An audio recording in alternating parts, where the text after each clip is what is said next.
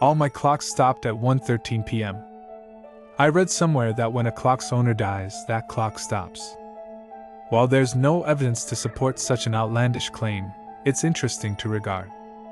However, if it happens to be true, then I have a problem. I've always admired clocks. Something about their simplistic facade fascinates me. In reality, they really only have one job: to keep track of time, to tick every second. But underneath their glassy visages lies a system of wires and gears that is quite complex. Due to this fascination, I have amassed quite a few clocks. Every single one of them stopped at 1:13 p.m. Today, when I got home from work, I went straight upstairs to change from my work clothes into something more comfortable. The book I had left on my dresser from the previous day greeted me as I entered. My friend and co-worker, Randy, had given it to me. The bold crimson letters on the cover read, "Daylight Savings Time, what the US government doesn't want you to know. He's big into that kind of stuff." I promised him I would read it so we could talk about it the next time we hung out. The rest of my day was booked. It was then that I first noticed something was off. There was an unusual, oppressive silence to my room. See, I found comfort in the symphony of groans, creaks, and clicks of my house. The orchestra of old floorboards, papery walls, and rhythmic clocks, all playing in tune, soothed me in a way. Clearly, I had grown too accustomed to the music, as I was acutely aware when one of the sounds was missing. An inadvertent side glance revealed to me the clock on my bedroom wall, which no longer ticked in time. I approached the clock. Light from the midday sun flooded in through the adjacent window and danced across its face. Out of all the clocks in my collection, I was particularly fond of this one. In fact, I would venture to say that it was my favorite. My father had gotten it for me when I was a child. I greatly enjoyed its design as well. Each number was accompanied by the naval pennant for said number. This gave the clock's face a dazzling array of bright yellows, deep blues, and rich reds. Growing up, for some odd reason, I had an affinity for maritime collectibles. My panoply of model ships meant the world to me. Sadly, I lost them when my father's house burned down several years ago. I guess you could say this clock was a part of that collection, the sole surviving vessel of my long-lost fleet.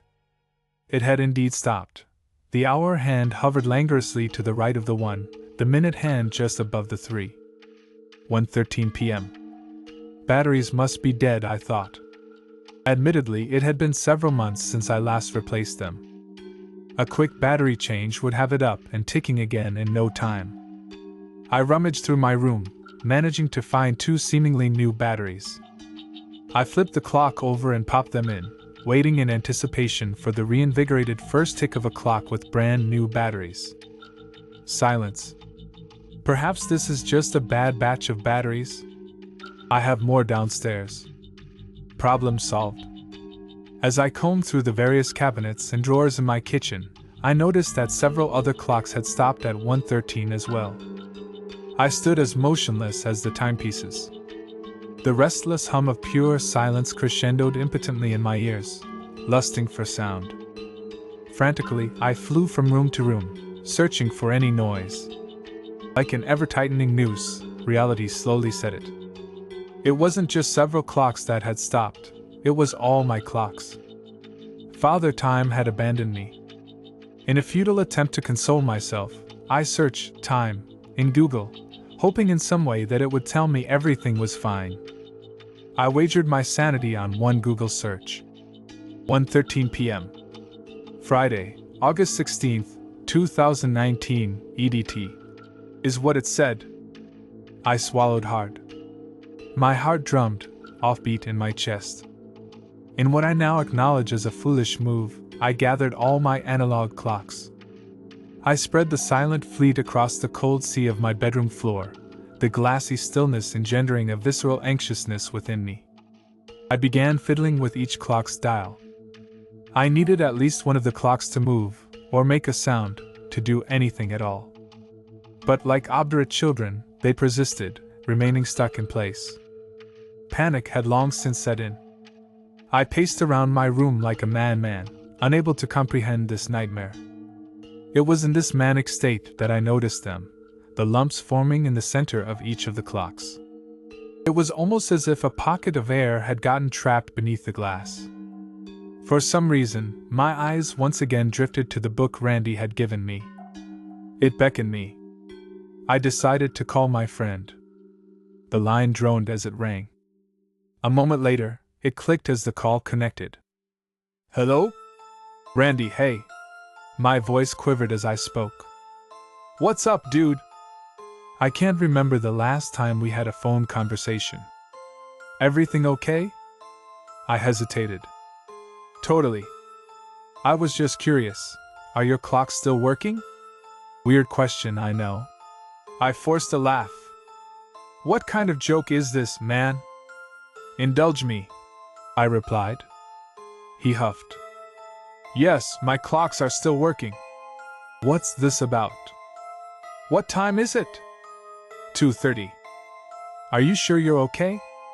A sound from the floor derailed my train of thought. My heart skipped at the prospect that the clocks had started again. I soon realized that this sound wasn't anything like the steady, melodic tick of a clock. This was the sound of something living, organic. It was squelchy, repulsive, and it was coming from the clocks. "I have to go." "Thanks, Randy." "Hold on." I hung up before he could finish. The sound suffused the air around me. Within the span of my phone call, the protrusions had swollen to an obtrusively large size. I stared down at my favorite clock, watching as its design stretched taut over the emaciated face that now revealed itself. This thing's other limbs, of which there were far too many, followed suit. They sloshed and gurgled as they emerged from each of the other clocks, continuing this preternatural birth. I thought that maybe if I separated the clocks again, I could stop this, or at most slow it down. I attempted to grab one, only to have my hand phase through it like it was some horrendous hologram. A concoction of revolt and unease brewed inside me. I no longer cared that these were my most treasured and expensive clocks. I just wanted to stop this.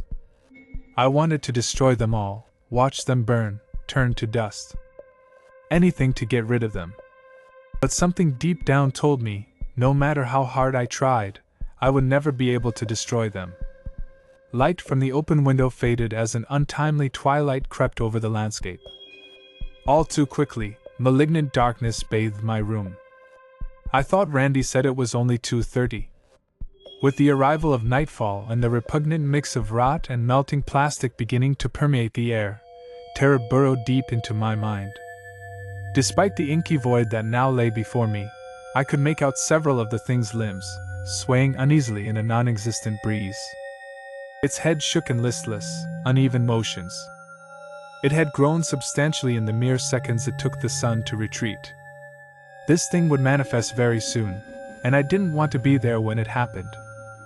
I fled downstairs and hid in the guest bedroom, which coincidentally was right beneath my room. I did the only thing I could think to do at that moment. I called Randy. "So now you want to talk? What is up with you, dude? You're not acting right. Something's coming after me, Randy. You've got to help me." It came out of the clocks, every one of my clocks, there, melted. "It's in my room. Something horrible is coming." "Slow down, I can't understand you. What happened to your clocks? Just get over here as soon as you can, please. And bring your 12 gauge. I'll be there." Putrescence clogged the air as the creature's smell invaded my hiding spot. I fought back the urge to gag. That was about the same time it started making noises. Keening, whiny and high-pitched, laced incongruously with low, booming undertones. It was almost finished. My phone began vibrating in my hand. I knew before checking, it was Randy. "Randy, where are you?" I whispered. "What do you mean? I've been knocking on your door for like 2 minutes. Is it safe for you to come to the door?" The noise from upstairs hadn't become loud enough to drown out the sound of someone pounding on my front door. If Randy had indeed been rapping on the door, I would have heard it. Randy, there hasn't been any knocking. I don't understand, he responded. Try the knob. Through the phone, I could hear the doorknob click as Randy entered. It's unlocked. I'm running upstairs right now, he said. The truth hit me like a freight train. He wouldn't find anything up there. There's nothing here. I've had enough of this, just tell me what's going on. I couldn't muster the strength to respond. What the hell is going on? He shouted into the phone. Can you do me a favor? Not until you tell me what's happening. Check the clock. The line went silent for a moment. What about the clock? His words were brisk. What does it say? I intoned. It says 1:13. But that's wrong. I'm hiding in the guest bedroom. Come downstairs, and I'll explain everything. The line went silent once again as Randy made his way downstairs. Okay. I'm here, and you're nowhere to be found. So, what's going on? When I got home from work, I found all my clocks stopped at 1:13. I paused, letting the numbers linger in the air. I don't know if it's a sign, or if this is some sort of divine punishment, but it's dark here, and there's this thing emerging from the clocks. I can hear it scratching on the floor upstairs. I don't want to find out what happens when it fully emerges. I don't know why you can't see me, though. I was hoping that you might know. You're not really in your house, he muttered. What? See, there are so many people who disappear each year under mysterious circumstances.